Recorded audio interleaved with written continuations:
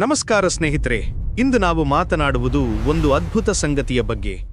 NASA ಮಂಗಳ ಗ್ರಹದಲ್ಲಿ ಪ್ರಾಚೀನ ಜೀವದ ಸಂಭವನೀಯ ಚಿಹ್ನೆಗಳನ್ನು ಕಂಡುಹಿಡಿದಿದೆ.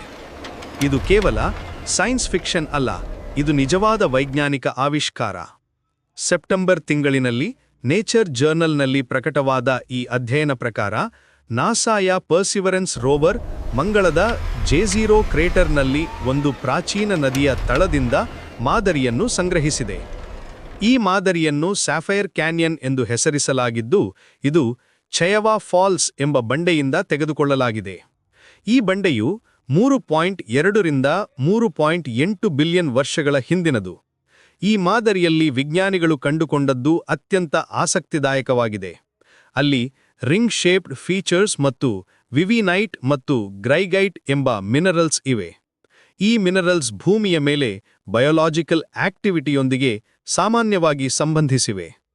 ಇದಕ್ಕೆ ಹೆಚ್ಚಾಗಿ ಈ ಬಂಡೆಯಲ್ಲಿ ಕಾರ್ಬನ್ ಬೇಸ್ಡ್ ಆರ್ಗ್ಯಾನಿಕ್ ಮಾಲಿಕ್ಯೂಲ್ಸ್ ಕೂಡ ಕಂಡುಬಂದಿವೆ.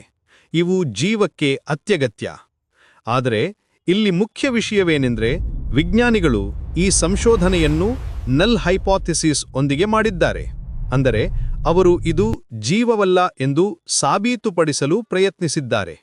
ಆದರೆ 1 ವರ್ಷದ ಅಧ್ಯಯನದ ನಂತರ ಅವರಿಗೆ ಬೇರೆ ಯಾವುದೇ ವಿವರಣೆ ಸಿಗಲಿಲ್ಲ. ನಾಸಾಯ ಅಸೋಸಿಯೇಟ್ ಅಡ್ಮಿನಿಸ್ಟ್ರೇಟರ್ ನಿಕೋಲಾ ಫಾಕ್ಸ್ ಹೇಳಿದಂತೆ, ಇದು ಮಂಗಳದ ಮೇಲೆ ಪ್ರಾಚೀನ ಜೀವವನ್ನು ಕಂಡುಹಿಡಿಯುವ ಅತ್ಯಂತ ಹತ್ತಿರದ ಹಂತ. ಈ ಆವಿಷ್ಕಾರದ ಮಹತ್ವವೇನೆಂದರೆ, ಇದು ಮಂಗಳ ಗ್ರಹವು ನಾವು ಹಿಂದೆ ಭಾವಿಸಿದ್ದಕ್ಕಿಂತ ಹೆಚ್ಚು ಕಾಲ ಹ್ಯಾಬಿಟಬಲ್ ಆಗಿರಬಹುದು ಎಂದು ಸೂಚಿಸುತ್ತದೆ.